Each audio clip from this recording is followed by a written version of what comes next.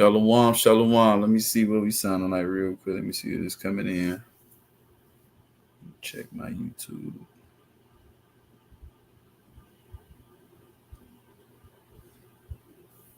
You can hear me.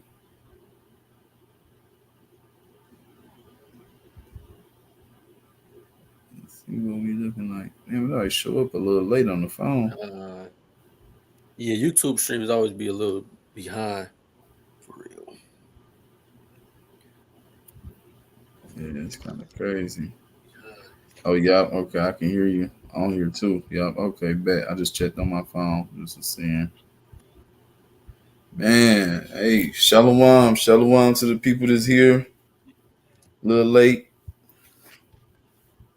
Shalom, shalom, shalom. Back again. Back again. Another live class. With my moderators here, with my people. It's a little good Thursday evening. I'll make sure my Wi-Fi on point, man. I'm about to turn this boy up some. Or something. I gotta get closer to my box. You know what I mean?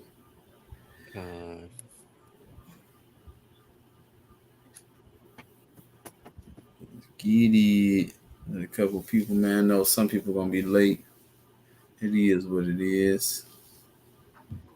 It is what it is, man. Back again, another day to do the Lord's work, man. Lord willing, we bring out the edifying, straight to the point. I mean, Shalom, princess in the building. Shalom. Shalom, shalom. Let me pull up these precepts. Yeah, get yourself together, man. First and foremost, I want to say, call Allah Yahawah by Hashem Yahawah. Shout out all praises to the Most High God, whose real name is Yahawah. And we do so in the name of his son, who the world ignorantly calls Jesus Christ, Yahweh Shah Mashiach. This is your brother Ratazian Yahawah here with the Yahawah's law keepers, aka YLK. And I'm here with my brother Shabi Yahawah. We'll be back at it again with the live class. All praise to the Most High God, Yahawah. Name is only begotten Son, Yahweh Shah. Like the brother said, Lord willing, this lesson is edifying. Brother dives to some archaeology, history, and just scientific, real science, not pseudoscience, but scientific facts, that things that agree with the Bible and how we can prove that the Bible is real. That's right. That's right. So a lot of people, some people don't even know they follow science so much that science is a religion. It's literally something called Scientology. So we want to show that the Bible had all this stuff, the Most High had all this planned out before there were scientists or any one of these things. He told us, he gave us instructions to do stuff. And that's why it's best to just literally be obedient and just listen to what he says, because he can see the whole big picture even when we can't see it. So now we're in the time of knowledge where we're coming into the time where we are understanding and why he even implemented some of these rules. We're like, wow. But instead, you know what I mean? But it was good that for the people that follow his law, statutes, commandments to just, you know, have blind faith or just blind obedience. Because now we see some of the reasons why is all for our benefit at the end of the day. Everything that God does is going to be for our benefit. And that's what we have to do. We have to trust him. You know what I mean? So I'm gonna actually start with a scripture off that. Just led me to something real quick. So you know that. This is gonna be like a live debunk on all the people that say that the Bible is a fairy tale, right? Because we about to show y'all how deep the Most High God is, right? I believe I got a precept too. After you.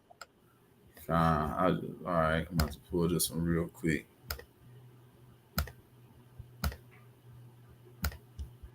Right here. Romans 8:28, straight to the point. And we know that all things work together for the good to them that love God and to them who are called according to his purpose. So we understand that it don't even matter if God telling us to, you know, not do something, to do something. We should already know that whatever it is, it's going to be for our benefit. It's going to be for our good. So all you have to do is listen to him, and we can't lose. You can't lose if you listen to the creator of the universe. He's perfect. He sees all. He knows all from beginning to end. He knows your mistakes. He knows where you're going to fall. He knows where you're going to rise up. He knows everything, man. So why not trust in him? Because, you know what I mean? We don't have it. We don't have it. So he has supreme knowledge. You know what I mean? Shalom, everybody is in here. Our moderators finally in here. Y'all see that? Yeah,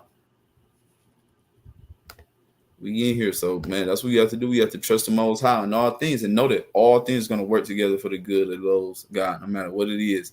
If he tell you to quit your job, if he tell you to quit your job right now through the spirit, listen to him. If he tell you, you know what I mean, don't go to work a certain day, whatever it may be, but you have to get in tune, go within, pray, fast, meditate, so that you can understand and hear God's voice clearly and what he wants you to do.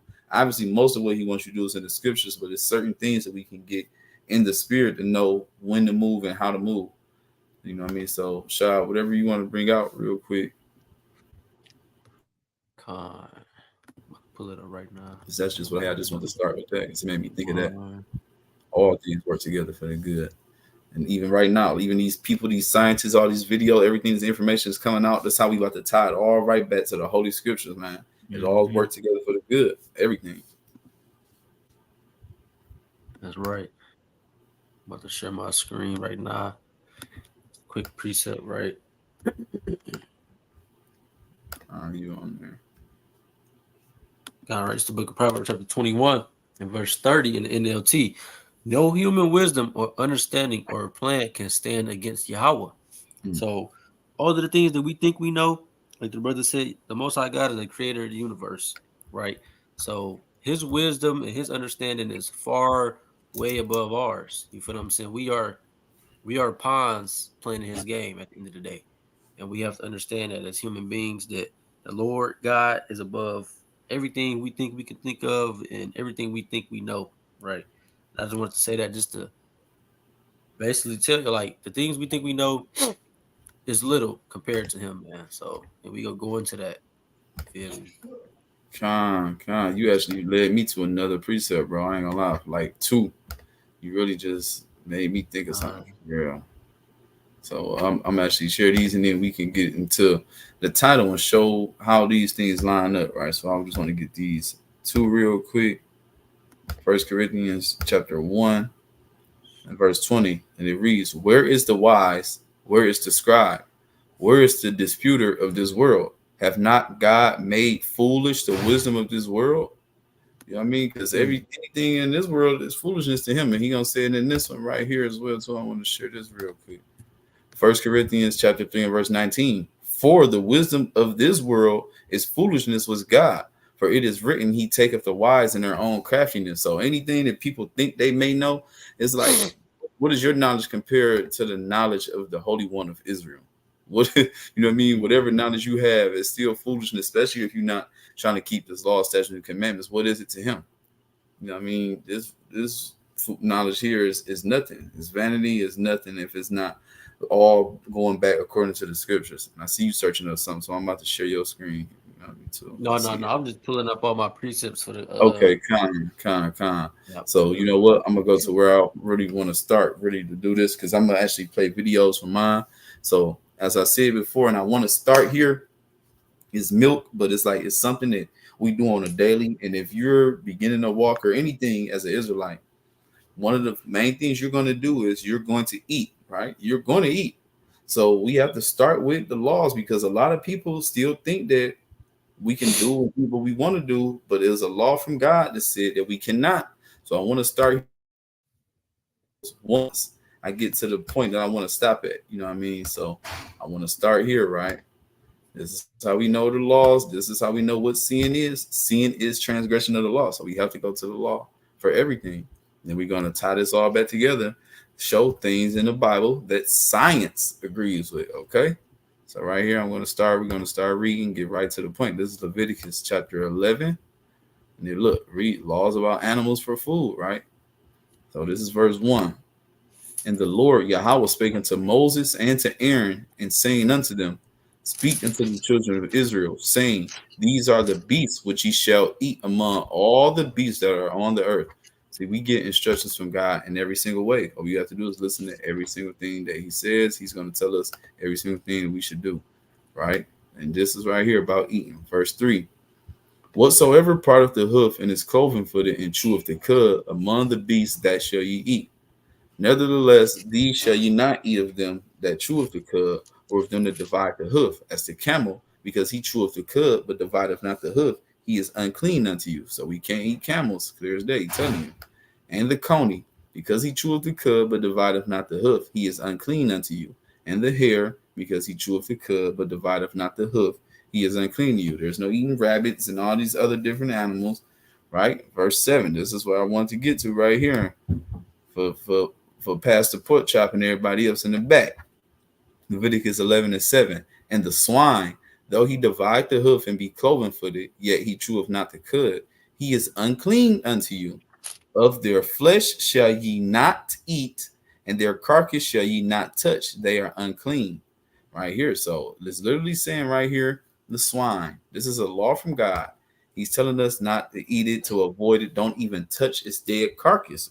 Right. But people look at it like, well, I love bacon, and bacon is good, and this and that. Like, not understanding that God told us certain things for a reason. First off, the pig has a job to do. It's a scavenger on the earth, right? So it's going to clean up all the dead stuff and animals that's on the land. It's there to be a scavenger. So if we're eating all our scavengers now, what's going to happen to all these dead carcasses and all this other stuff, right? But now I'm going to get into some of these videos. This is where it's going to start to lead stuff, and we're going to go there. So the swine, right? The swine. We're not supposed to eat the swine. So right here, I'm going to start off with a movie, and I'm going to go into a couple other little things right here. So let me share this. Right here, this is one of the deleted scenes from Malcolm X, man. He break it down so good. Even he go into what the title is, because it's based off science that agrees with the Bible. So without further ado, here we go. Considering today's standards of raising animals, of curing meats, I don't fully understand this as I think I should, the restriction that we have on pork. Sister. Okay. No, I'll do even better than that. I'll show you, but this is purely in the interest of science. Purely in the interest of science, right? So watch this. Eastern mole and the brown rat. Yeah, it's my old friend, the aardvark. And here we have the bush pig, as it says, closely related to the domestic pig. Now, do you know why Mr. Muhammad teaches us not to eat from the pig? Well, the pig contains certain disease-causing organisms. Right. Right, you're exactly right. Now, that's the physical aspect. There's also the mental or psychological aspects, and there's the spiritual reasons why we're not supposed to eat of the pig. Look at the characteristics of a pig. He's sloppy, he's greedy like a pig, isn't that what they say? They also say you are what you eat. So what we put into our mouths affects our minds and our heart. We don't want to take on these characteristics of sloppiness, of uncleanliness, of selfishness. Now, from a spiritual aspect or a spiritual standpoint, the Bible and the Quran teaches us that it is divinely forbidden for us to eat of any pig. In various chapters in the Bible and the Quran, it talks about this. So from a physical standpoint, from a mental or a psychological standpoint, from a spiritual standpoint, we don't want anything to do with this animal.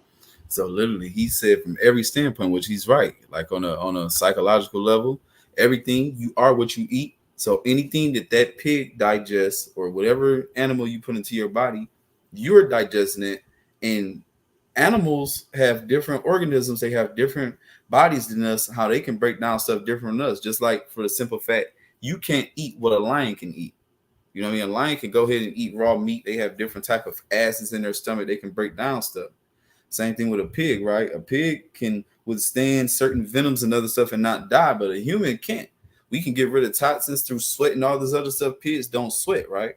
So they have all these different toxins and stuff, and I want to go into it. Like, so that's even on a physical level. They are filled with certain things, parasites that are harmful to the body right here. And I'm going to get, a couple more videos to really hit this home right here, right? So I've got a short real quick to show you that parasites are always inside of pork meat. And as Denzel Washington, who played Malcolm X in that movie, he even stated, you are what you eat, and you don't want to take on any of these characteristics, right? So look at this. This is a short, right? You see it, Shaw? Let me see. Yep. Let's see it. Oh, shit. It's right here.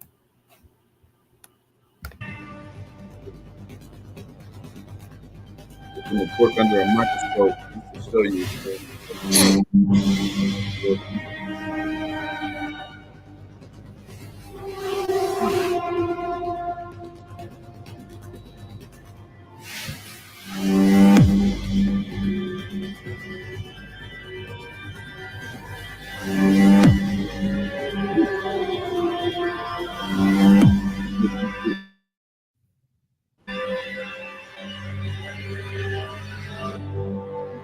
Like every time you see do the fair use real quick. Just the Khan actually had it up too. Yeah, fair use. Kanye, I said drop the link. I'm bad. Fair use.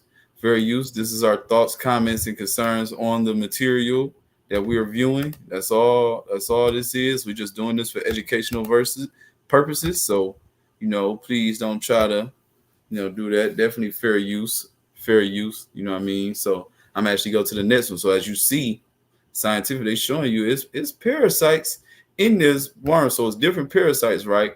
Certain things, but then there's certain ones that gets even worse than this. So it's different type of parasites, right? Then I don't know if people even know like how animals or people get tapeworms. Tapeworms literally comes from consumption of pork and stuff like that because you can't really get rid of it. And I got another video with this, and I'm going to go on to my next point right here. So look, this one literally says tapeworms in the brain, right? Now listen to that. Hold on. The most common cause of adult onset epilepsy in the world is called neurocysticercosis, which literally means pork tapeworms curled up inside our brain. A review last year out of the Mayo Clinic describes the problem. Cysticerci, meaning the pork tapeworm larvae, create cavities in the human brain and other body tissue where their tiny bodies grow sometimes into tapeworms 2 to 7 meters in length and can live up to 25 years in the human body. Said 2 to 7 meters. I believe that a meter is like 3 foot long, bro. Yep, so think about how long it can get up to in your body, all in your intestines, because your intestines are like, feet long, like damn near that long as well, too. And think about it, tapeworm is eating all this. This is where diabetes comes from. This is where all these things come from, because the tapeworm and all this other stuff is feeding on the insulin in your body. So that's why you need insulin. It's eating on all this other stuff. So scientifically, the Most High told us to do something because he can see all of this. He understands what will happen if we consume these things. So this is science proving the Bible, what God said to do and why we should do these things, bro. But I'm gonna continue to go on this, bro. That's literally what it does. And then watch it. Look how it gets. It's gonna show the body, the brain. This is only a 2-minute video, but watch this, bro. 7 meters means 23 feet long. On MRI, so-called wormholes appear. On CT scan, there can be so many in the brain at one time, it can appear similar to a starry sky. Each star is a fluid-filled cyst with the beginning of a living, growing tapeworm inside. This is what they look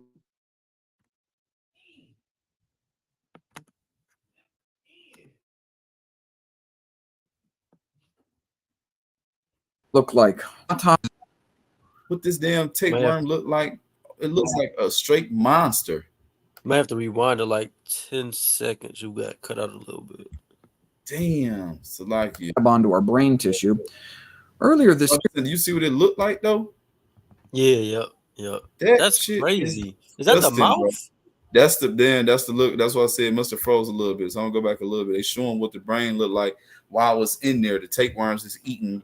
What they look like on autopsy. This is what their face looks like. They have these rings of hooks to grab onto our brain tissue. Earlier this year, a review was published by the CDC on the public health implications of cysticercosis acquired in the United States. Pork tapeworms on the brain has emerged as a cause of severe neurologic disease in the United States. Even after pork tapeworm larvae infect our brain, some people remain asymptomatic their entire lives, while others can go for years without symptoms and then suddenly become very ill with seizures, headaches, and other focal neurological deficits as the larvae multiply within the nervous system and other tissues and can cause sudden death just due to the pressure buildup in the brain. Golly. You see that? So that's one right there. Like a whole nother example. That looks terrible. That looks extremely terrible, bro. Like I'm not even gonna lie, right? That is like god awful. So all these reasons. That's just on pork alone, right? But I want to finish up on here because I got something else for this as well too. So like, yeah, I'm not sharing my screen anymore. Let me pull the scripture back up. So you see, that's all the reasons, just the things for pork alone. And I wanted to stop there and hit that because it seems to Israelites or so-called black people, Hispanics and Native Americans, they love pork. So they can't get rid of it. For some reason, it has a stronghold on our people, and they want to continue to digest this terrible food where it's like it's other things besides this. And this thing is killing our people. Like I said, high blood pressure, diabetes, tapeworms, brain function, strokes, all these different problems that this is causing when we can just be obedient to God. Listen. So it literally, it goes back. When we listen to God, we blessed all this. When we disobey God, we're cursed. This is a part of that. Like, that's a plague. This is all these things, this pestilence that he's putting on us for disobeying his word. It literally goes hand in hand, right? But so as we read this for the people of swine, this word is still here. God did not change this, right? So I'm about to go to the waters next. This is Leviticus 11:9. These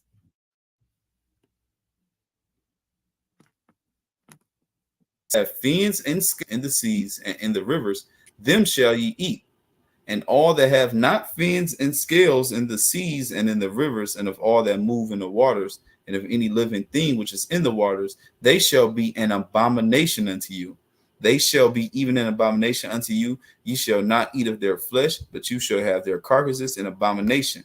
And whatsoever have no fins nor scales in the waters, that shall be an abomination to you, right? So things that black people love, or Israelites love to eat that don't have fins and scales that is in the water, that's lobster, that's crab, that's shrimp, that's crawfish, that's catfish, that's oysters, there's calamari, there's all these different things. They don't have fins and scales. These are things that we must stay away from as a people because God told us to. And it's a lot of different reasons. And just like the video said before in Malcolm X, you are what you eat, right?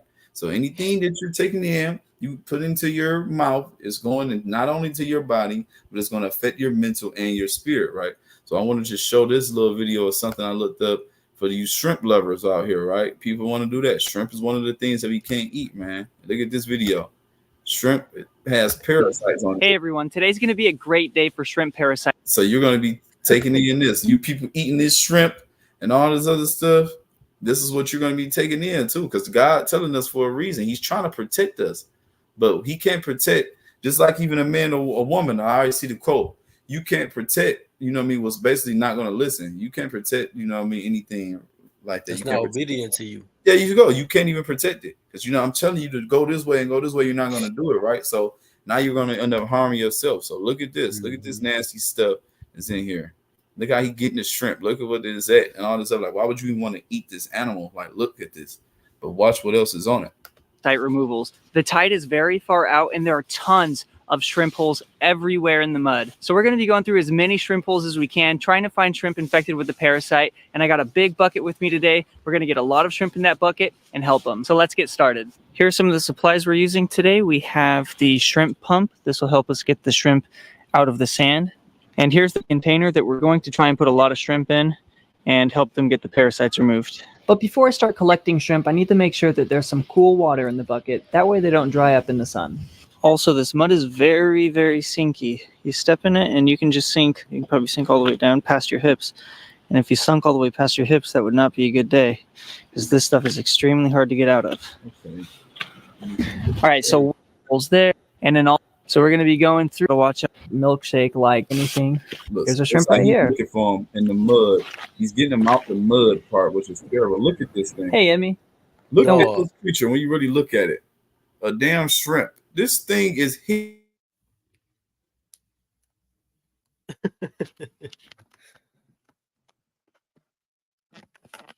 battered this damn ocean. That's literally what it is. Look at this thing.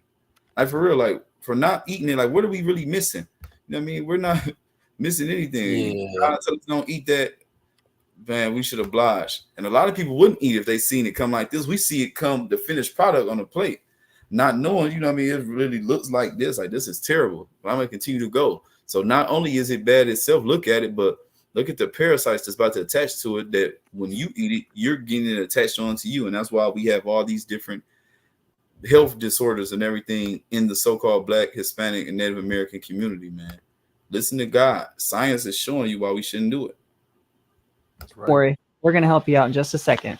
Gotta make sure her room looks nice. Okay, now to go find your sisters.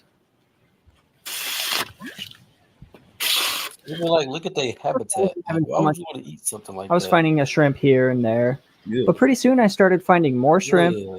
Most of them had parasites, and the Oh my parasites were just God. getting bigger and bigger. Ugh. Bitch. The ugly ass animal, ugly ass whatever it is. And we used to eat Oh my that. God. And some people still eat it. Your seafood boils. Look at this, y'all. Look at this. This is disgusting. I'm just gonna continue to drive people. This is Like, what look at y'all the want to eat. Look at Look their at this. habitation. Like, Yeah, they it just getting it in out the dirt. mud for real. Got it out the mud. Got it out the mud. For real. That shit is terrible. You gonna keep going. I'm gonna show y'all. So this the shrimp alone. We ain't even got to the parasites yet. The shrimp alone looks disgusting, but watch what's on it. During my search, I also found Shrimpzilla. Mark your calendars this summer because FanDuel. We ain't trying to hit no commercials. All right, hold on. Here we go.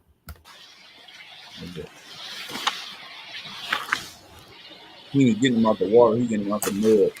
It's disgusting. They things are hideous. And then Esau just playing with them and said, like, what the hell? Okay, I got a big bucket full of shrimp.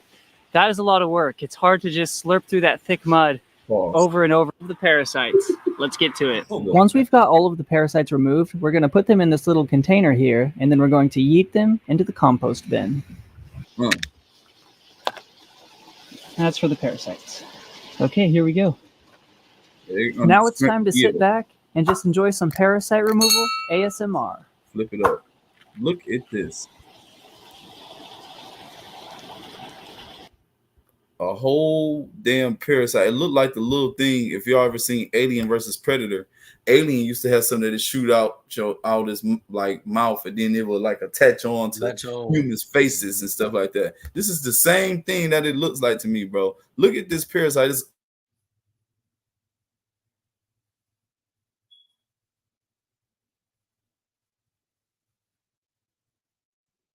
scales, fins, and all this other stuff. So it's already filthy, and now it has more filth on top of the filth. Shit on top of shit. Excuse my language, family.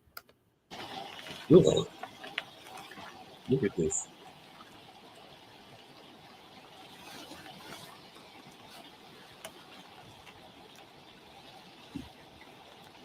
Oh my God.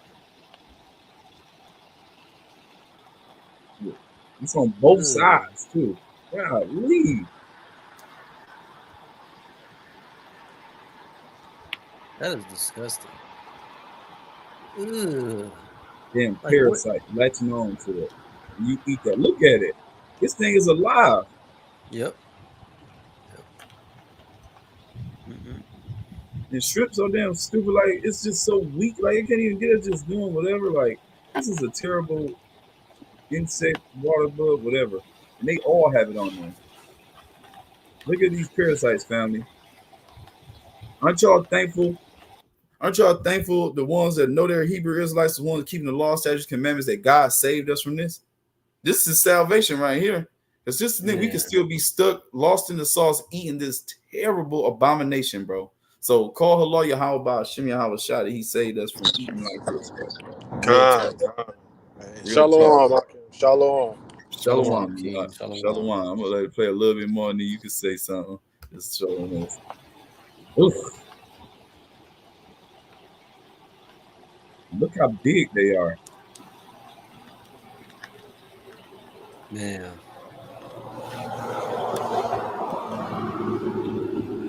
Looks like the male is trying to stay in there. It's male and female on top. The male trying to stay. Oh, come on. Look at him. He's trying to stay in.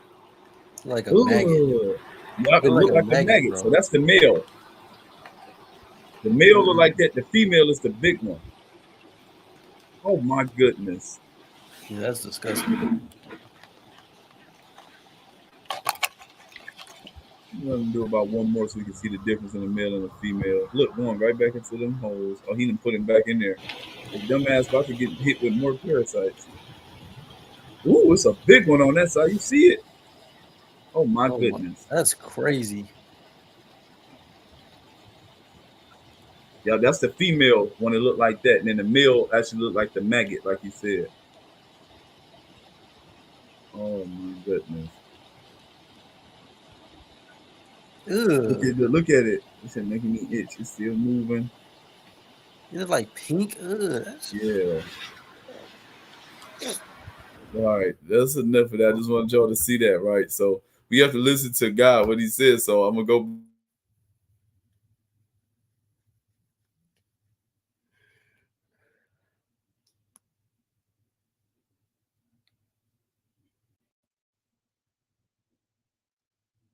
There's different type of parasites, from tapeworms to things that's gonna get inside your organs to ones that's attaching on to the shrimp that's taking over them and zombifying the damn shrimp. There's a parasite taking over that. So let me read this again. Look, verse 9. These shall ye eat that are all in the waters, whatsoever have fins and scales in the waters, in the seas, and in the rivers, them shall ye eat. And all that have not fins and scales in the seas and in the rivers, and all that move in the waters. And if any living thing which is in the waters, there shall be an abomination to you. So that will be an abomination, just like pork is, shrimp, crab, lobster, all these things an abomination, right? So I'm gonna get a prophecy even shows these things, what God said he's doing when he's coming back. Because y'all think that he's done away with laws and all this other stuff. Nothing is done away with. We already know that his word, it lasts forever. It is what it is. That's what it says, right? So look, this is Isaiah 66. I'm gonna start at verse 15. For behold, Yahawah, anytime it says the Lord, that's the Most High's name in all camps, when it's all the Lord like that, will come with fire and with his chariots like a whirlwind, to render his anger with fury and his rebuke with flames of fire.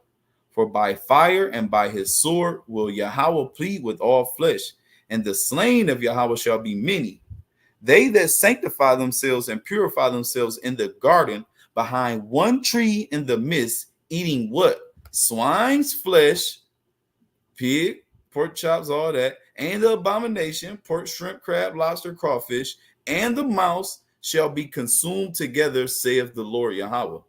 Right here. You know what I mean? So everything you want to still be eating that, and you can tell by the climate of things that we're in the last days, and you want to get caught eating that, then whatever judgment that you got coming, obviously it's that fire and that sword, it's going to be rightfully so. Because we're seeing all these things. We have science now. We have all these other things to show reasons why we shouldn't eat it. It's documentaries.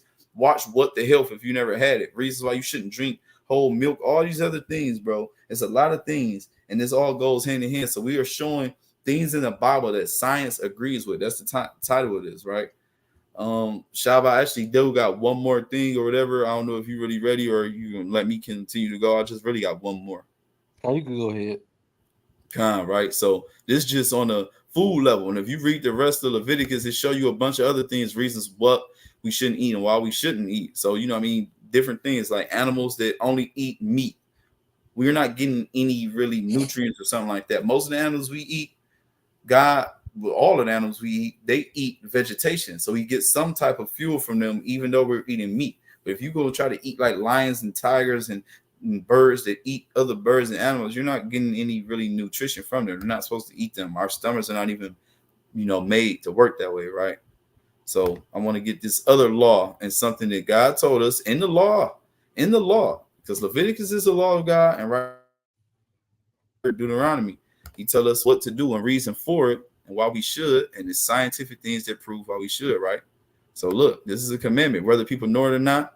Everybody needs to be checking y'all tags on y'all clothes, y'all pants, t-shirts, I don't care what it is. Make sure that you're wearing 100%, whether it's cotton, 100% linen, 100% wool, 100%. It should be, unless you have a little elastic band where it should say, besides that, not no 60-40, not no 50-50s, right? So I'm going to read this law right here. This is the book of Deuteronomy, chapter 22 and verse 11. Thou shalt not wear a garment of diverse sorts, as of woolen and linen together. So you should never mix garments. He's telling you, that's just an example. And those are two of the strongest type of materials or garments, type of materials that we can wear. Those are two of the highest ones. Shalom, direct messages in the building. Shalom. Yeah, so going into this, you see the title, Things in the Bible that Science Agrees With, right? So right here, there's law. You should not wear mixed fabrics, anything, 50-50, 60-40, cotton and polyester, none of these things, which those are not really what cotton is, but polyester and all that stuff is really not good for you. So I'm about to go into another video scientifically to show these things and reasons why. And I think they're going to go into the scripture why I said it anyway. So look at this, y'all. 3 minutes, and I'm going to pass it. Have you guys ever wondered if Old Testament rules can apply to today and even help you live a better, healthier life? Everything. That's why I read in Romans 8:28. All things work together for the good of those that love the Lord. Old Testament, we are still in the old covenant, and we willing to talk about it. If anybody want to talk about it, we still in it. We're going to do Q&As after this over, but listen to this. Let's talk about it. Today we're going to talk about an Old Testament law concerning mixed fabrics. Deuteronomy 22:11. Thou shalt not wear a garment of diverse sorts as of woolen and linen together. Basically, this law is saying don't wear mixed fabrics. Now, why in the world would God make such a rule? I've never really seen any pastor quite explain such bizarre laws such as this. Why were they not allowed to wear mixed fabrics? Why was that a law? Well, this Old Testament law actually has to do with science that can apply to today. This is a doctor known as Heidi Yellen. She's a researcher who studied frequencies in fabrics. A doctor named Heidi Yellen did a study on fabrics, and this was the conclusion. The human body has a signature frequency of 100, and organic cotton is 100. Therefore, you don't want to wear a garment under 100 that is lower than the frequency of the human body. A sickly, nearly dead person has a frequency of 15, and materials such as polyester, rayon, silk, and spandex register at 15. Science proves that. Spandex, that stuff that like our women wear most of the time. That's like leggings and stuff, and then polyester is like plastic. This is stuff that you're not supposed to wear. You want a frequency of a damn dead person. And through the spirit, that's what our people are. Matter of fact, let me pull this real quick. That's where our people are right now, and I'm gonna continue to go. Wow, that's the thing. Like it's a original cotton, so it's like I wonder if that is even what we wearing, or is like original cotton really linen? You get what I mean? Cotton, well, it said 100% pure cotton. It's a little different. I think cotton, linen comes from hemp. I believe it comes from, or it's come from one of them other plants. Yeah, direct messages. Yeah, once we get through, we can definitely show you how we still in the old covenant. I definitely can show you that according to the Bible. But look at this, like he said. So he said the frequency of a dead body is 15, and that's what those clothes have you in, right? And this is what the Most High told us. This is Ezekiel chapter 37 from the top. The hand of Yahawah was upon me and carried me out in the spirit of Yahawah and set me down in the midst of the valley, which was full of bones, and caused me to pass by them round about. And behold, there were very many in the open valley, and lo, they were very dry. And he said unto me, Son of man, can these bones live?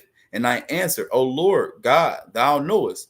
Again he said unto me, Prophesy unto these bones, and say unto them, O ye dry bones, hear the word of the Lord. Hear the word of Yahawah. Where's the word we're giving you right now, according to the law, what we can and not do, right? Thus saith the Lord God unto these bones, Behold, I will cause breath to enter into you, and ye shall live.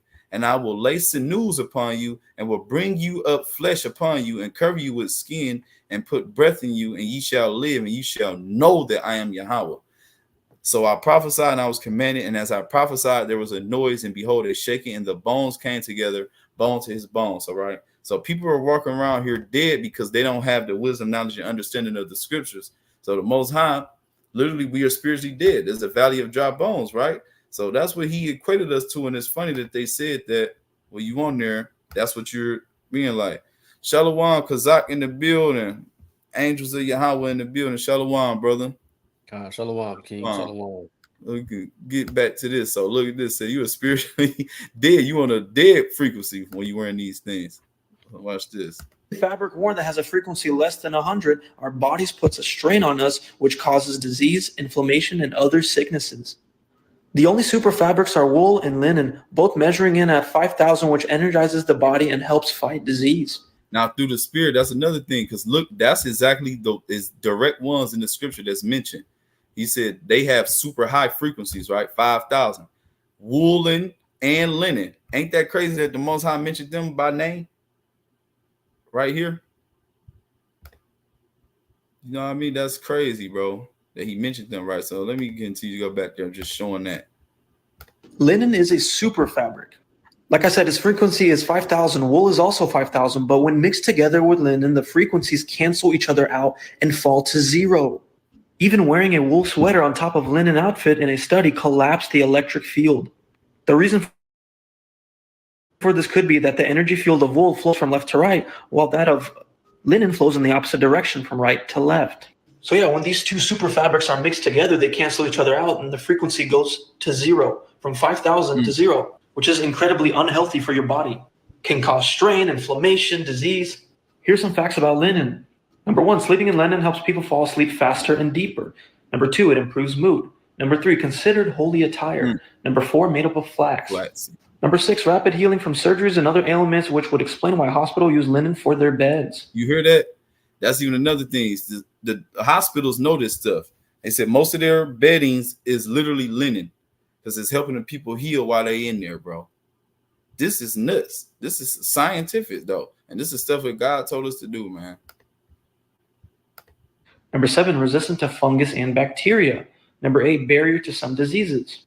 Number 9, regulates body temperature. It insulates in the cold and cool and breathable when it's warm. But all these benefits of fabrics such as linen disappear when you mix them. Its frequency goes to 0, which, like I said, can cause inflammation, strain on the body, etc. Another researcher, Dr. Philip Callahan, discovered that flax cloth, linen, acts as an antenna for the energy. He found that when the pure flax cloth was put over a wound or local pain, it greatly accelerated the healing process. What he was using to discover this is oscilloscope. So yes, the type of fabric you wear and if you mix it can affect the body. So God knew what he was talking about. This wasn't just some random law to separate the Israelites. This was a law concerning health and well-being. And the science applies today to mixed fabrics. All right, thank you. See, that's crazy too. Dog, ain't it? It's crazy because when you think about it, like it's really, I mean, they don't like you don't find linen in a lot of places that's being sold. You get what I mean? And that might be the real cotton. Like I feel like they got some. It is. I don't know. I think it is. Yeah, you know what I'm saying? Because I seen something else with the frequency. They kind of broke it down. They said you have to get the pure cotton because even the cotton we have now is not to Real. the standard. Yeah, exactly. So right then we have to listen to God's word. So I'm gonna get this and I'm gonna pass it on to you to get to your points, right? So look, Deuteronomy 10, verse 12, right? And now Israel, what doth the Lord thy God require of thee? But to fear the Lord thy God, to walk in all his ways. Everything he says we need to do because it's for a reason. Whether we can know it or not, it don't even matter. If you trust in God, whatever he tell you to do, you're going to do it because he's going to work everything for our good, right? Look, and to love him and to serve the Lord thy God with all thy heart and with all thy soul. To keep the commandments of Yahawah and his statutes, which I command thee this day for thy good. You know what I mean? So everything he do is going to be for our good. Everything. No matter what he, you know what I mean, whether it's mixed fabrics, whether it's how we eat, whether it's where we are, whether it's how to pray, whatever it is, everything is going to be for our good. And all we have to do is trust in Yahawah and science and these things while we should be obligated to keeping God's commandments, man, because it's gonna be for our life. That is what it is, man. So I'll let you do your thing with your sources you got, man. What the brother went into, y'all see that? The wisdom and knowledge that the Most High has. You feel what I'm saying? This is all his, and he gave us the knowledge. Because I just put a scripture in the chat. I see it. Yeah. 16. I clothed thee also with broidered work and shod thee with badger skin and girded thee about with fine linen. Yeah. And I covered thee with silk. See, that's a fire precept, bro. That linen is powerful, man. Fine linen. That holy attire. That holy attire for sure. Holy attire. And and we know how Esau is. They go hide all the good stuff, which is I can see because I don't think I ever had nothing linen, or if I did, I never knew it was linen. You get what I mean? And it's crazy, but matter of see fact. how Yeah, I do real quick. Hold on. Let me see.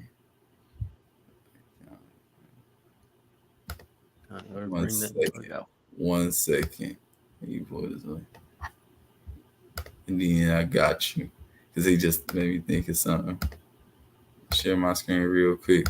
Book of Revelation, right? That linen is definitely holy attire. So look, this is Revelation chapter 19 and verse 11. Look, the coming of Christ, the coming of a Mashiach, the coming of Yahawah Shah, right? And I saw heaven open, and behold, a white horse. And he that sat upon him was called Faithful and True, and in righteousness he doth judge and make war. That's what Christ is coming back to do, right? He ain't coming back in love. He coming back to make war.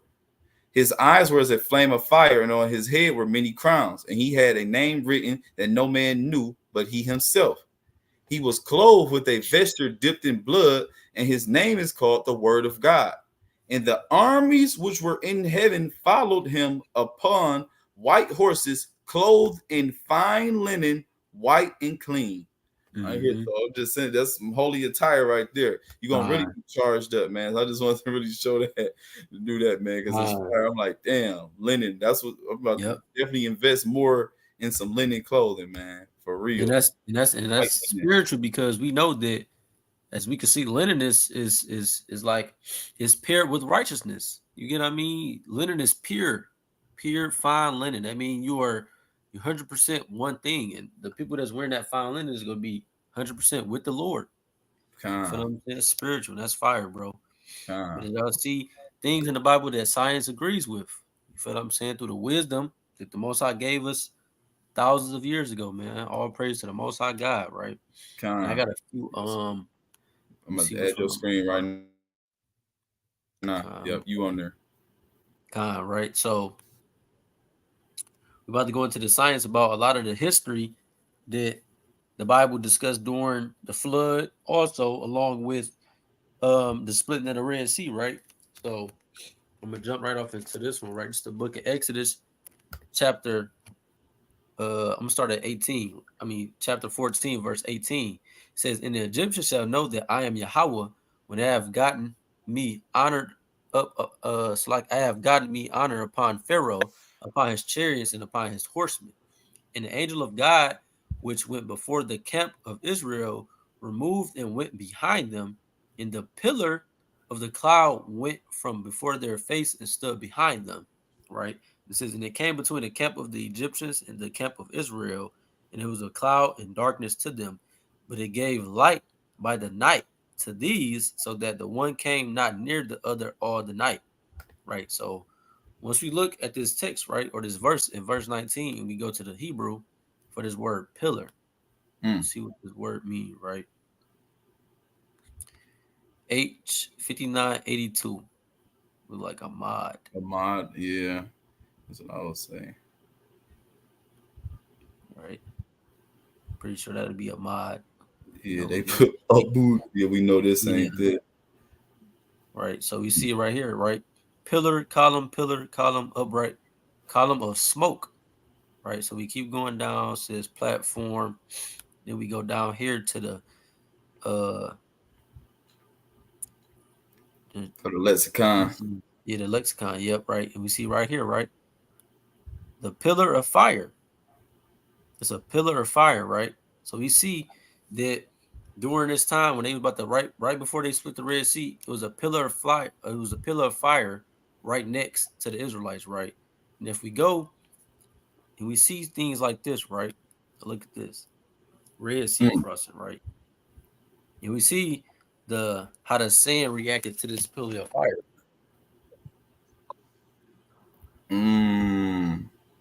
Yeah. Is it saying something, or just got it muted?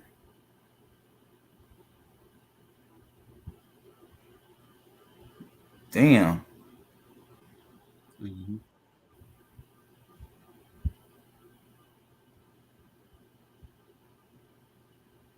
Oh, yeah, like bonded the sand together. It's like the Lord made concrete, basically. Yeah, that extreme heat. Look at that. That's sand, bro. Sand bonded together.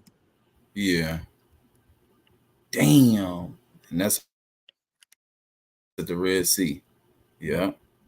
A pillar of fire, man. And that's what we see in the scriptures. When that pillar got behind us, you feel what I'm saying? In between us and the Egyptians, the Most High protected us with the pillar of fire, right? And we see in verse 20, it says, "And it came between the camp of the Egyptians and the camp of Israel, and it was a cloud of darkness to them." So the pillar was a cloud of darkness to them, right? But it gave light by knots he leads. So what gives light? You feel what I'm saying? This is how we proved that it was. We know it was had to be a light. It was a fire. It was a fire burning, and it gave light to us, so that one came not near the other all the night. You feel what I'm saying? So that's one how we can see that. How we can see how the sand melted, and it became like concrete. You feel what I'm saying? By the heat of the pillar, which the Most High set in between us and the Egyptians. Right? I got a few more, right? So let me see, right? Oh yeah, the flood. So this is the book of Genesis, chapter 6, in verse 17. It says, "And behold, I, even I, do bring a flood of waters upon the earth to destroy all flesh, wherein is the breath of life from under heaven, and everything that is in the earth shall die." So we know that, according to the Bible, Noah survived the ark with his family and his sons' wives. I believe the 8 people that survived the flood, right? And right, if we go into this, we're about to see that it was physical proof that Noah's ark has been found, right? Damn. And we see the shape of it. You feel what I'm saying? We don't know exactly how it looked, but we see the shape of a boat. Man, that's fire. Can you unmute it? You can't hear it? It was playing. I don't know. Let me try and play it back. It's all good. Maybe you would probably have to add something to it. Sometimes be having like that, but it is what it is. Yeah. You got headphones on. I'm gonna refresh it. Did you hear the last one? No, I didn't. Damn, I don't know why. You think you can drop the link to it in the chat? I click on it, I guess. Let me see if I can. So I wanted to hear it. I thought it was playing. I'm gonna see if I can share it through my. Is it through my what's the name? Let me see something. Oh, that's fire though. Also, that spot definitely looked like, because I looked like they said it was in Turkey or something, right? I'm about to see if it do it now. Let's see. You back on there. Yeah. I don't know if you have to add your audio or what. Like, I don't know. Mount Ararat. I still can hear it. There we go. No, you got it. I can hear it now. Hello, Jeanette. My name is Jason. There you go, Khan. On June 20th, 1987, in the mountains of Ararat, Turkey officially recognized the discovery of Noah's Ark. Located on a mountainside about 15 miles south of the volcanic Mount Ararat, the story began in 1957 during the Cold War, when aerial photos taken of eastern Turkey while searching for Soviet missile bases revealed a strange boat-shaped formation in the mountains about 6,300 feet above sea level. And the Ark rested in the 7th month, on the 17th day of the month, upon the mountains of Ararat. He found an ancient stele, like an ancient billboard, which depicted the boat shape, the familiar mountain ridge, several birds, and 8 faces within the boat shape. Damn. Clearly, this was a reference to the ship of Noah and its 8 survivors. On June 20th. That's fire. And once we understand what water does to the soil and stuff, they call it an erosion, right? I'm about to get the definition of erosion. Yeah, scientific definition. It says erosion is the process of moving soil, rock, or dissolved material from one place on Earth's crust to another. Is a geological process that's often confused with weathering, which is similar but doesn't involve movement. Erosion can be caused by natural forces like wind, water, and gravity. Can break down rocks into smaller particles, right? If we just look at the images of erosion, let me see. I think I have a good example, right? You ain't got it up. Slack. I forgot I got to reshare it. Let me see. Oh, you just have to probably click your different tab, like how you got yours shared. Yeah. Like you probably just have to switch the tab. That's all good. Yeah, because we ain't even see the definition, but I figured you was looking at it. Definitely bring it up. You know, niggas like show and tell. So no. Yep. No, for they got to see it, right? So this is erosion is the process of moving soil, rock, or dissolved material from one place on Earth's crust to another. It's a geological process that's often confused with weathering, which is similar but doesn't involve movement. Erosion can be caused by natural forces like wind, water, or gravity, and can break down rocks into smaller particles, right? And this is why we see that the mountains are always like at a decline. They're always going down, right? Let me see if I can find a good picture. Things like this, right? Things like this of this nature, wind erosion, right? Because the water soaks the soil or the rock, and it becomes like this. Here we go. This is a perfect example, right? Yeah. Is this endless water, even potholes, which goes upon these. Yep, potholes. Exactly. Yep, that's a good example as well. Water continuously soaks in and breaks down the rocks and deteriorates it into shaping like mountains. That's why we have stuff like the Grand Canyon everywhere, or things of that nature. You feel what I'm saying? All these mountains and stuff. All of these things stem from erosion, which is a huge amount of water being upon the earth or the land for a large amount of time. You feel what I'm saying? Water will always break down landslides, things like that, like this. It's all erosion. This is what this stuff comes from. And we see this all throughout the world. Mountains throughout everywhere, valleys, and all of this stuff comes from the water and breaking each other down, along with Pangea. You feel what I'm saying? They say if you look at the United States, or basically all 7 continents, right? All of them would go fit perfectly together without or without the flood, right? So if you bring all of these countries together, all of them fit perfectly together on one thing. See, Africa, South America fits directly into Africa, as well as North America. And you got Eurasia, right? India, and things of that nature. You know, all of these things stem from the flood, right? Here we go, right? The continent, that's what they call it, continental drift, right? As you can see, Pangea, and it's spaced out to that, until the we have now, all from the flood. The Most High spread the earth out from erosion. Feel me?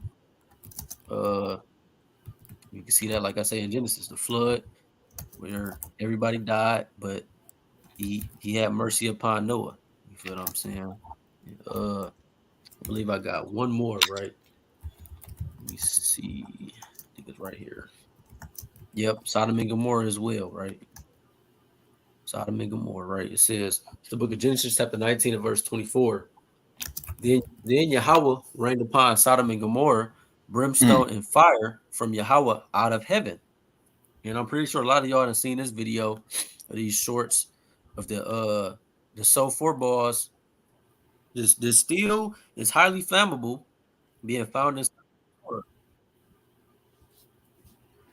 I ain't hear it if it's playing though. So I'll see. I gotta share a different one. It's like that. Let me see. I do gotta stop it. Oh, no, I can't. Here we go.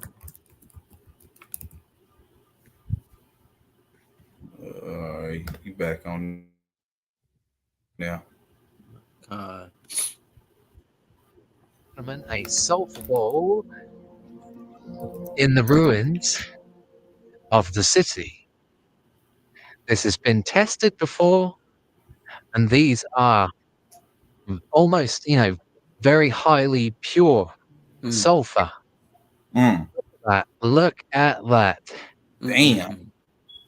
A perfect sulfur ball, just like the Bible says that fire and sulfur destroyed this place. Ooh-wee. Wow. Ooh-wee. I'm so glad I found one. Okay, with this piece of sulfur that I managed to find, I'm now going to burn it and see what happens. Look at that. Here we go.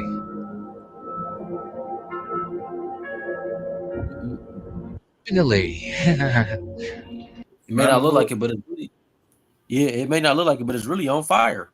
Yeah, it was on fire. Yeah, as soon as it touch some cloth or something, It's going up in flames. You feel what I mean? As we can see, trying to pull up this other one, Salakia. Right.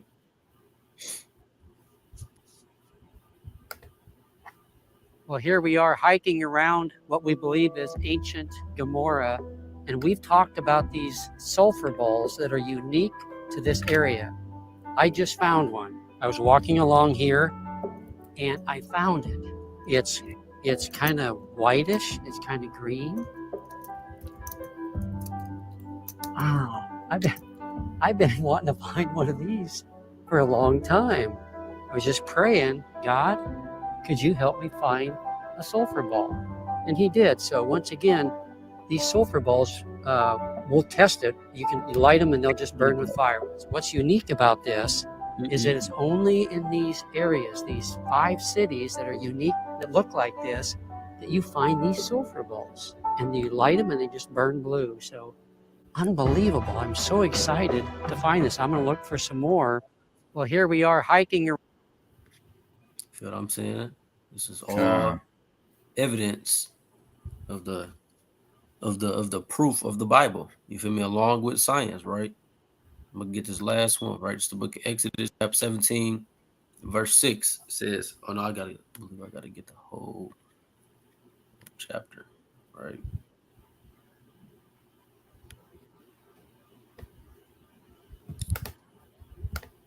It's the book of Exodus, chapter 17, and verse 4. And Moses cried unto Yahawah, saying, what shall I do unto this people?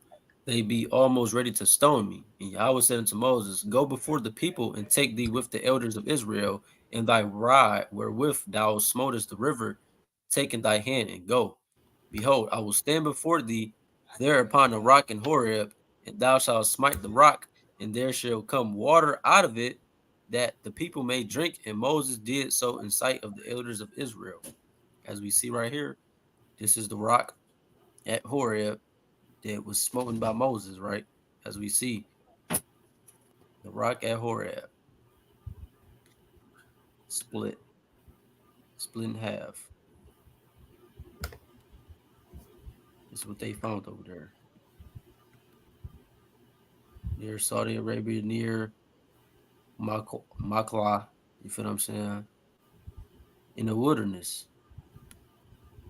Saudi Arabia, we know that's exactly where we was at, in the wilderness, throughout that land. See that? Right there.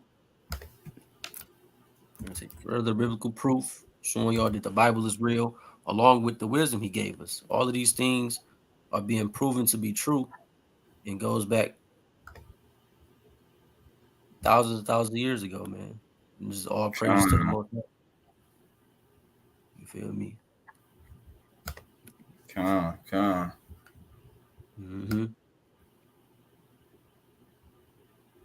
Shalom, call. Shalom, Kanya. What's going on, brothers? Shalom. Shalom. I got a couple things we can go into.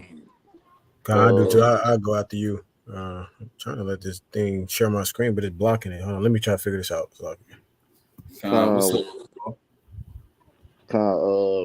Well, first we could just really go into the firmament. You know what I'm saying? Basically, how a rainbow is even able to be made. So I'm pretty sure. I got a video. Yep, you want to watch the video?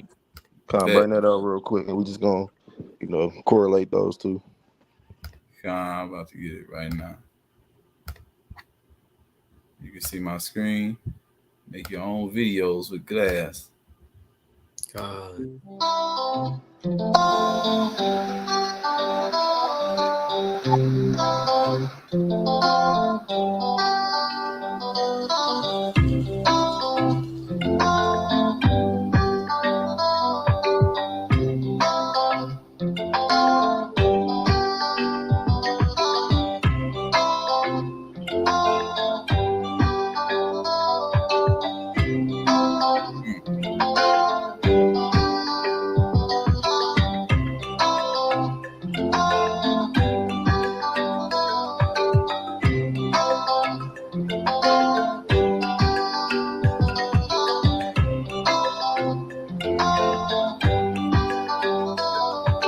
So yeah, that's pretty much it with that. Somebody want to pull Genesis 1? I see.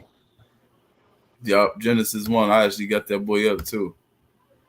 Genesis 1:6. And it said, and God said, let there be a firmament in the midst of the waters, and let it divide the waters from the waters. And God made the firmament and divided the waters which were under the firmament from the waters which were above the firmament, and it was so. Right.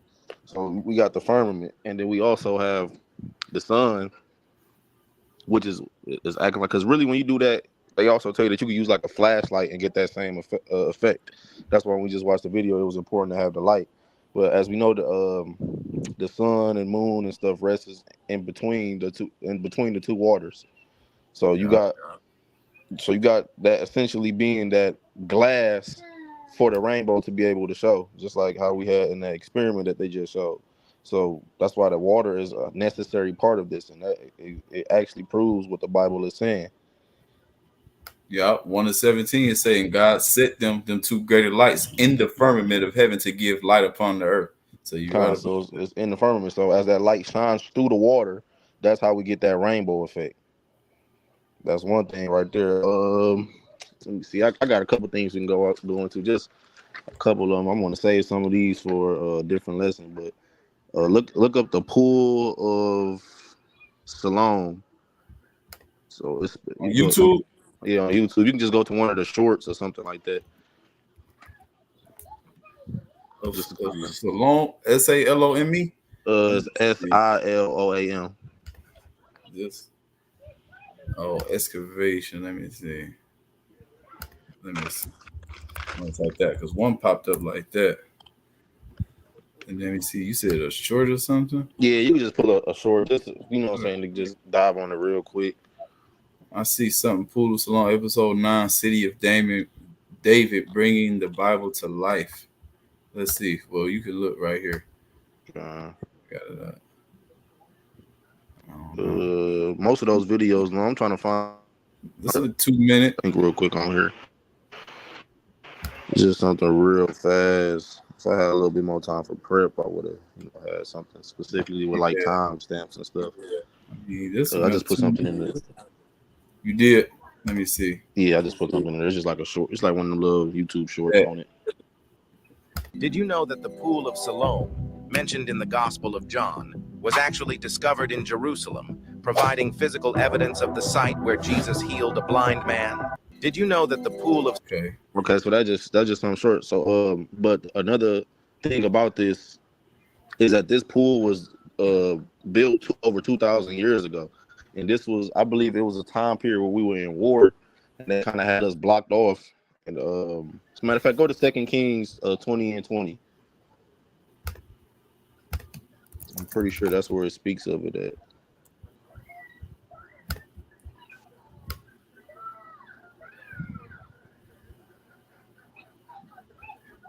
Oh, how you made the pool reduce? Yeah.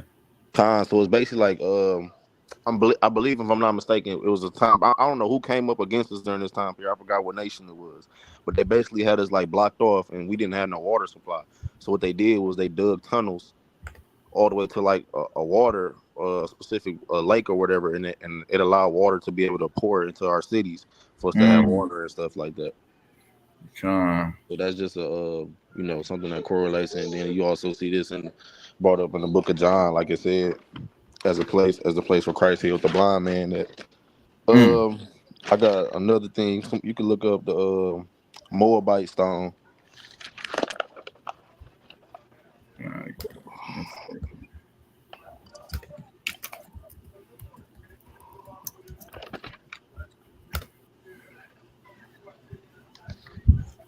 Look and see. Mesha Steel. I just Googled it. Look at this. Mesha Steel. Yep. That's the exact one. Yeah, click on there, world history. Yeah. You click on that.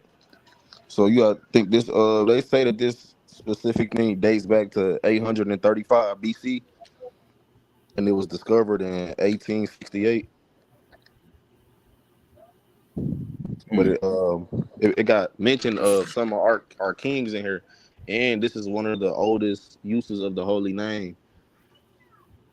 When people into this. I'm pretty sure King, I think his name King Omri, and they got his name in Paleo Hebrew. I see when it discovered. Okay. See, a lot of this stuff. I mean, science is just more to know. It's just more knowledge of any kind. So, of course, he went into stuff, but yeah, I mean, it's literally showing it right here. This is all stuff we can use as evidence to prove. You know what I mean? Damn, I see it. It's a lot on this. Definitely check this article out if y'all got a chance to, for sure. You got the screen showing? Yeah, my bad. I'm tripping. I thought I had it up. You see it? I can see it now. I can't really read though. You gonna have to read just because I'm on my phone. Yeah, my bad. I thought I was sharing it too. The Moabite stone, otherwise known as Mesha steel, contains an ancient inscription by Mesha, king of Moab, during the late 9th century BCE, elements of which match events in the Hebrew Bible. The inscription describes two aspects of how Mesha led Moab into victory against ancient Israel. First, he claims to have defeated ancient Israel on many fronts, capturing or reclaiming many cities and some inhabitants. Second, Mesha claims to have reconstructed or repaired many cities and buildings, including a fortress, king's residence, and cisterns for water storage. Unfortunately, the last 5 lines of the inscription are broken, so scholars are unsure exactly how the Moabite stone Mesha steel ends. And what follows first, we'll consider how the Moabite stone was discovered. Let's see, the Moabite stone was discovered 1868 CE at Dibon, amidst a time in which scholars sought for Indian scriptures and other proofs for the historicity of the Bible. So when the scholar Charles Clement Ganua heard that the missionary F.A. Klein had discovered a large stone with writing in Dibon, he sent 2 people for further information. The first person made a copy of the text. For unknown reasons, his second intermediary aroused the anger of the villagers.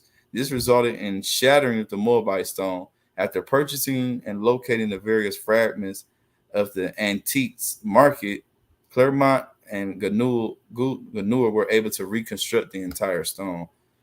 Let's see, saying its summary. The Moabite stone is written in first person, the speaker being Mesha, king of Moab.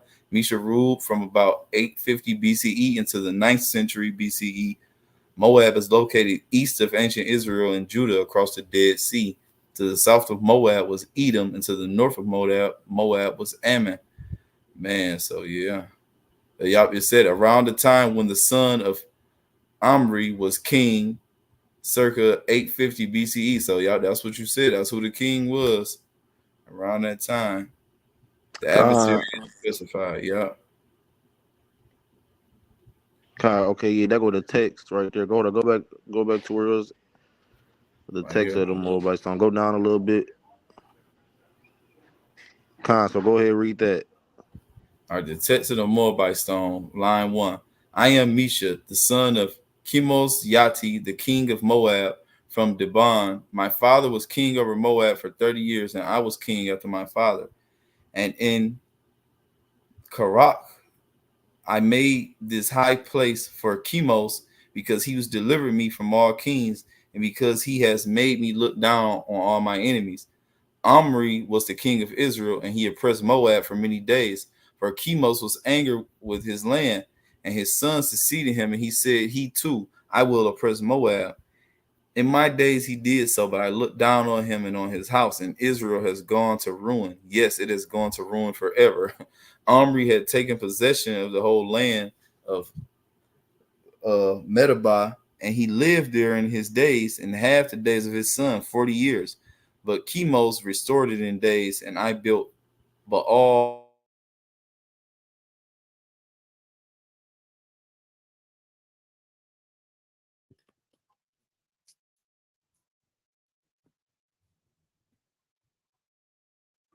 Atharoth for himself and fought against the city, and I captured and I killed all the people from the city as a sacrifice for Chemos and for Moab, and I brought back the fire hearth of Daldo from there, and I hauled it before the face of Chemos. So this, he giving his whole damn breakdown. That's a lot of writing on this damn stone.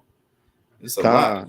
So look, a lot of one thing about that, this right here diffuses a lot of arguments that's made about the Bible, such as there being no proof of existence of people in the Bible, the stories just being fables or made up stories, and the fact about like the Moabite, all these nations are actually confirmed.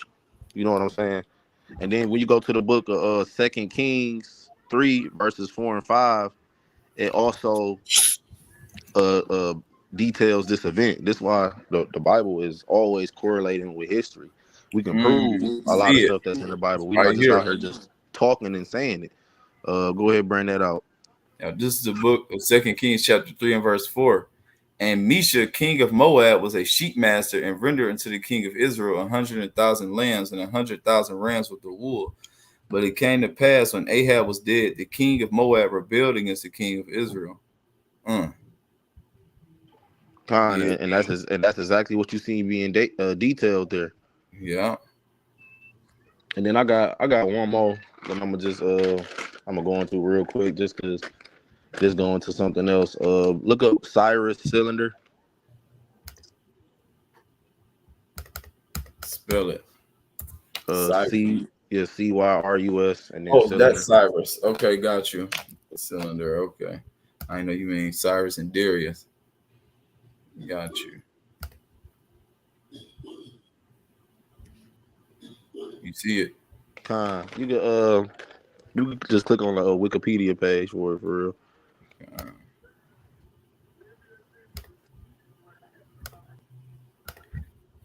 Let's see.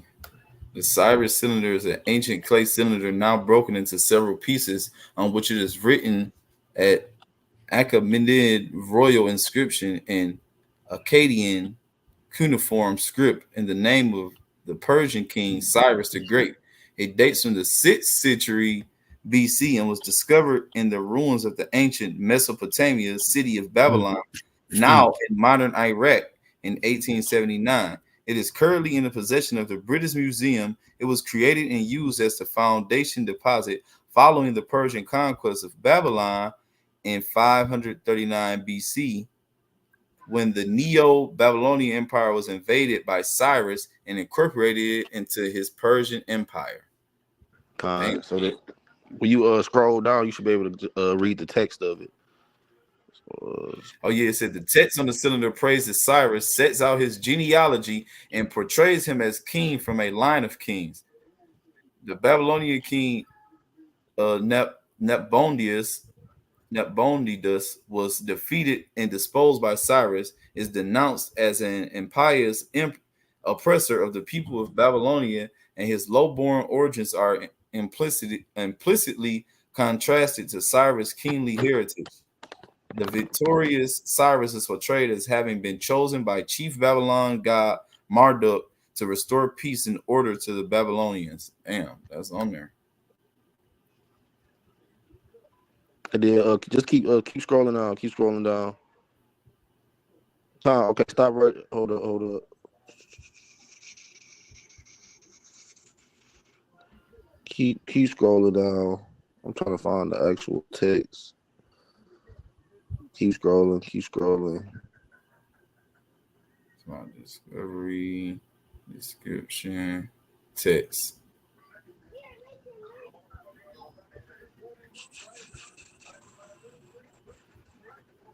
The text is extremely formulaic style. It can be divided into 6 distinct parts. The beginning of the text is broken. The surviving content reprimands the character of the disposed Babylonian king, Nabonidus, this nigga name. It lists his alleged crimes, charging him in the desecration of the temples of the gods and of the imposition of forced labor upon the populace. According to the proclamation, as a result of these offenses, the god Marduk abandoned Babylon and sought a more righteous king. Marduk called forth Cyrus to enter Babylon and become his new ruler. So let's say midway through the text, the writer switches to first-person narrative in the voice of Cyrus, addressing the reader directly. A list of his titles is given in a Mesopotamian rather than Persian style. I am Cyrus, king of the world, great king, powerful king, king of Babylon, king of Sumer, and Akkad, king of the four quarters of the earth, son of Cambius, great king, king of Ashan, descendant of Tispis, great king, king of Ashan, the perpetual seed of kingship, whose reign Baal Marduk and Nebo love, with whose kingship to this nigga is just boasting. Boasting. He's boasting. There you go, crazy. But the main part is where it says he describes the deeds he performed after his conquest. He restored peace to Babylon and the other cities sacred to Marduk, freeing the inhabitants from their yoke. And he brought relief to their what do we say? Dilapidated housing. That's putting an end. And then you can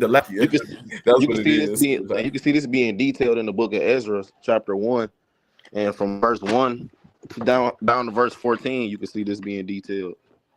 You said, let me see, Ezra 1. Oh yeah, Cyrus proclamation. Damn. Yeah. Once again, this is able to be correlated with real history. This is why a lot of people, like a lot of historians and stuff like that, actually accept the Bible as historical text. No, it is. No, I see it though. In the first year, Ezra 1:1. Now, in the first year of Cyrus, king of Persia, the word of Yahawah by the mouth of Jeremiah might be fulfilled. Yahawah stirred up the spirit of Cyrus, king of Persia, that he made a proclamation throughout all his kingdom and put it also in writing, saying, "Thus saith Cyrus, king of Persia, Yahawah, God of heaven, hath given me all the kingdoms of the earth, and he hath charged me to build him a house at Jerusalem, which is in Judah." This nigga just said he run the four quarters of everything. Wow, that's fire. Ain't even really need to see no more. I mean, it says it in here, but damn, Ezra 1 out the gates. Literally just said all that he's saying. I'm king of full corners, king of this, king of that. Dog just was talking. Then I'm gonna just do one more little quick one. This is just something specifically referring to King David. So just look up the Tel Dan inscription. My phone on one. I'm trying to get this shit to stay on. How you spell the Tel Dan? Just TEL space DAN. Okay. You Google this. BiblicalArchaeology.com. Let's see.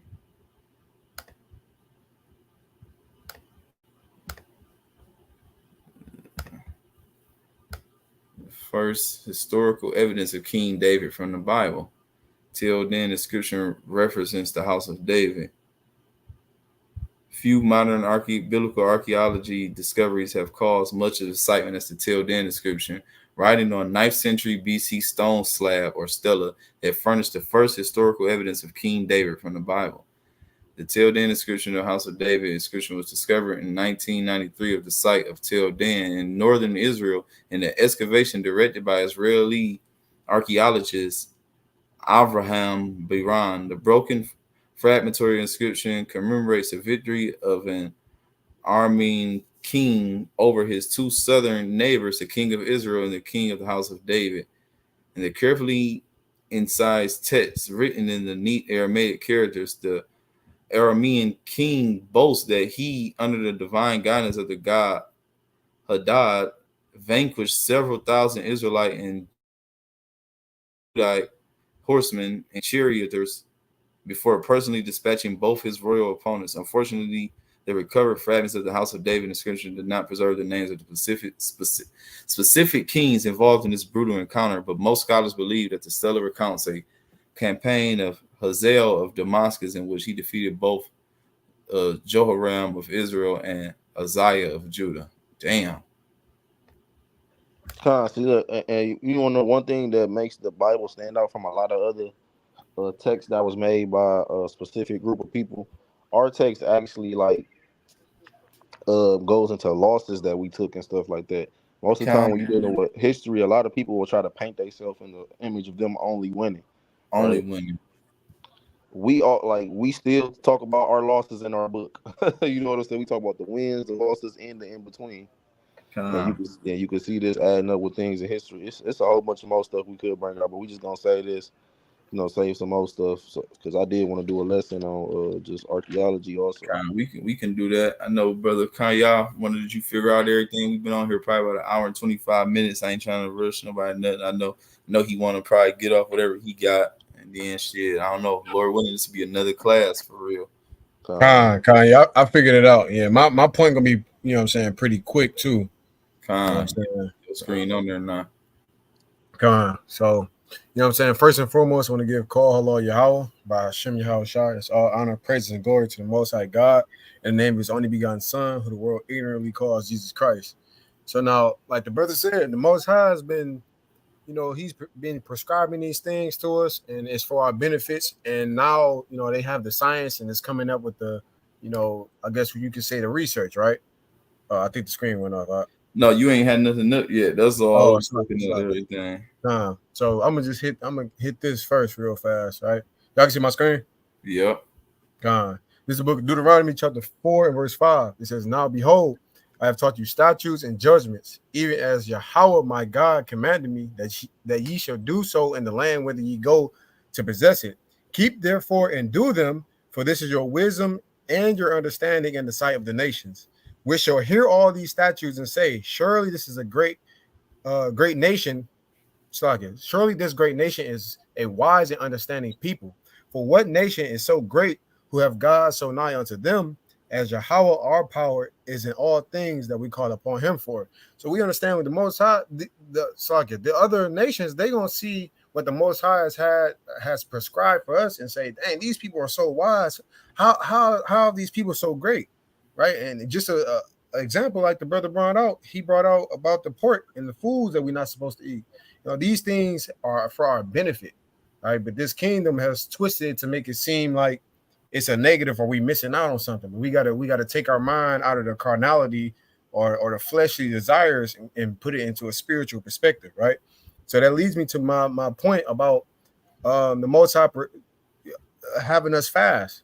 Like fasting has always been an integral part of our culture and getting close with the Most High. And now they're coming out with these research documents and these what do they call them? Not blogs. What are these called here? Brothers know what I'm talking about. No, I think that's a blog. I think you're right. It is a blog, though. It's a blog. Yeah, that's a blog. Yeah. Kind. Right, but they coming out with all this information on why it's so beneficial. But we got this thousands of years ago, right? So I'm about to bring this out real quick because we understand that us fasting is us getting closer to the Most High on the spiritual aspect and showing him that we're going to deprive this flesh, you know what I'm saying, one of our strongest urges to get close to the Most High, right? But then it's a physical benefit to this body as well. So I'm going to bring a couple scriptures out real fast. Fire. Joel chapter 2 verse 12 says, "Therefore also now saith Yahawah, turn ye even to me with all your heart, and with fasting, and with weeping, and with mourning." So part of the process of you turning to the Most High and pleading with him is you fasting, starving his flesh, And now they come out with a lot of, benefits that they say that comes with fasting, right? So number one, it says it promotes blood sugar control by reducing insulin resistance, right? Stops you from getting diabetes, right? So intermittent fasting and alternate day fasting may decrease blood sugar levels and reduce insulin resistance. We're going to keep going. Number two says promotes better health by fighting inflammation. Right? A lot of times our people, we suffer from our ankle swelling up, when we get older or we get a little obese. But fasting helps reduce that. You know what I'm saying? It helps this flesh. Right? We're going to keep going. Number three says may enhance heart health by improving blood pressure.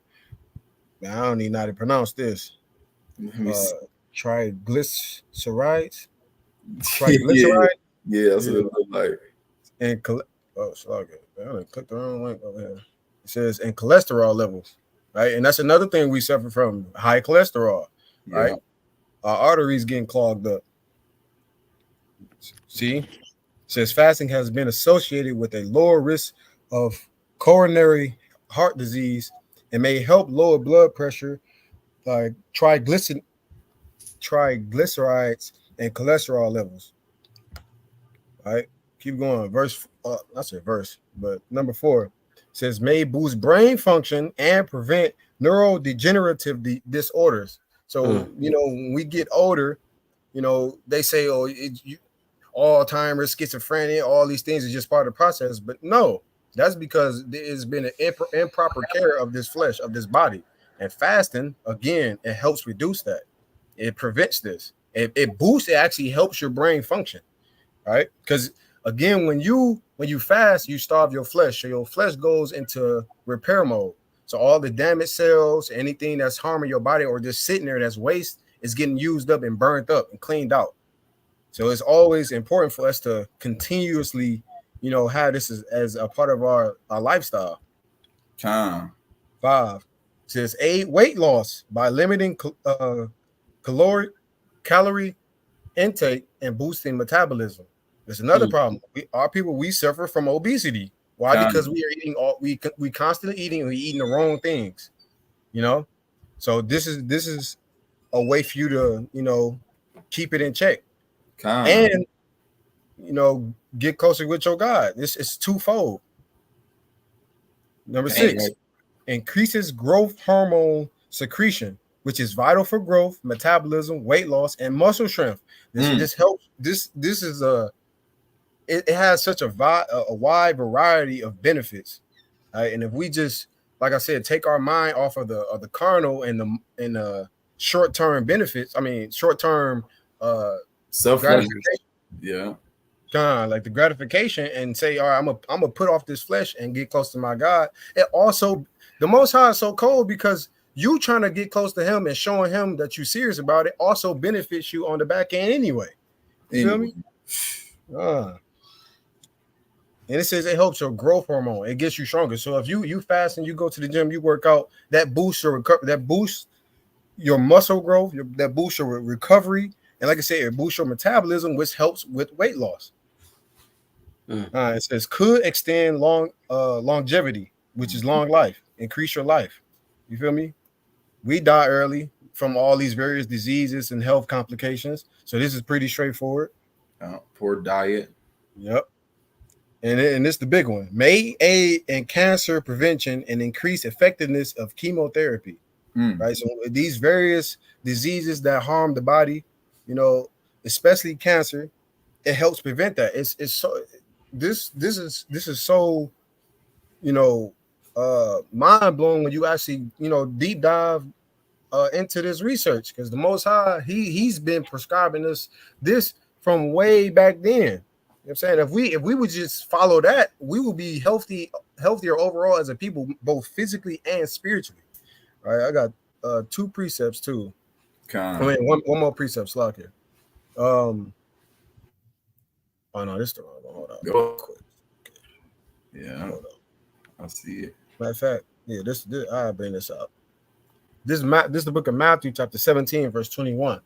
You might start at 20. I'm about to start up a little bit. Yeah. Verse 20 says, and Yahawah said unto them, because of your unbelief, for verily I say unto you, if ye have the faith as a grain of a mustard seed, ye shall say unto this mountain, remove hence to yonder place, and it shall remove, and nothing shall be impossible unto you. Howbeit, this kind goeth not out, but by prayer and fasting.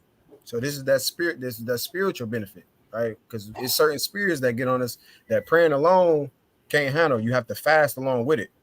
But in you fasting, you're aiding this body, right? So I just wanted to show the correlation between those two, because in these last days, especially, we got to get closer to our God and understand that what He is being prescribing to us is for our benefit. That Romans 8:28. Any, what I'm saying, everything that happens, anything that we supposed to be doing is for our benefit, for our growth, what I'm saying, for our longevity and prosperity. Yeah. And so we're supposed to be thanking the Most High every day for these, this wisdom that He's imparted onto us.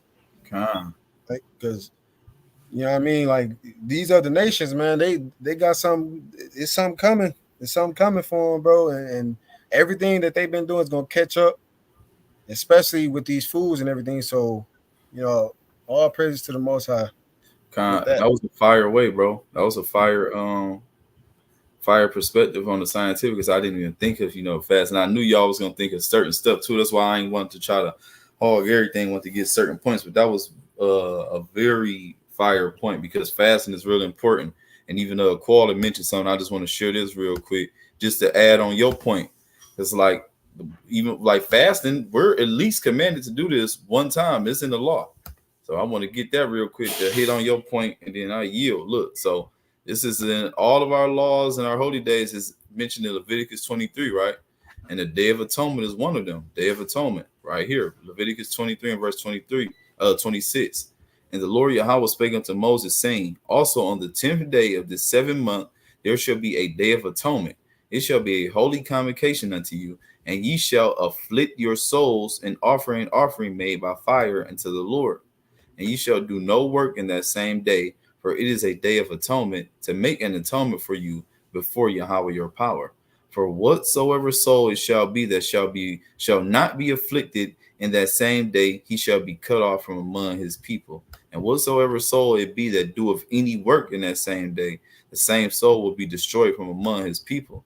So look, ye shall do no manner of work. It shall be a statute forever throughout your generations and all your dwellings.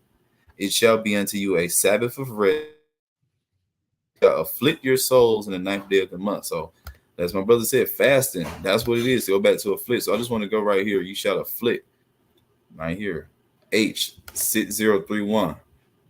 Anah, right? So what is it? Go back to afflict, humble, force, exercise, to be occupied, to be busy with, to afflict, oppress, humble, be afflicted, to be bowed down, put down, become low, to be depressed, be downcast, to be afflicted, to humble oneself, bow down. Basically, you're humbling yourself. You're weak. Look right here. Even when you don't eat, to humble, weaken oneself. And how do you weaken yourself? Because you know how everybody feel when you go without eating. You be feeling like, oh man, you weak. You ain't got no energy. All this other stuff. But the Most High commanded us to do this as commanded in the Day of Atonement. And also, if you want to get other demons off you, just like Brother Kanye read, and other things to move mountains, you have to fast in order to do that, along with praying, man. So very important. And you see, everything he tells us to do is all for the good at the end of the day, man, because the Most High will never lead us wrong. And that's all I got. Been on here an hour and almost 40 minutes, man. This was definitely fire. Everybody brought some good points out, man. Shout out to y'all. Before I get off here, is direct messages still on here? If not, we can answer it later. We do got videos on the Old and New Covenant because he adds, but whoever that is, direct messages, you show we're still in the Old Covenant. If not, you know what I mean? Lord willing, we'll be able to do that again, or you can check out one of the old videos, because we definitely went into this on Christian misconceptions. Check that out. We got a whole playlist on here, Christian misconceptions. If you're new to the channel, definitely check it out. That's right. That's right. You know what I mean? But it's been a little minute, man. Hopefully this was edifying. We on here for a minute. Share with a friend, get our likes, our shares up, subscribe, man. Go back and watch this, take some notes on it. You know what I mean? And that's it, man. Yahawah Thumb family, I want to say, call her law, Yahawah, Bahashim Yahawah Shah. Say shalom. Until next time. We back next Tuesday. Coming up, 8:30 p.m. as well. You already know, man. Shalom. Shalom. Shalom. Shalom. Shalom. Shalom, family.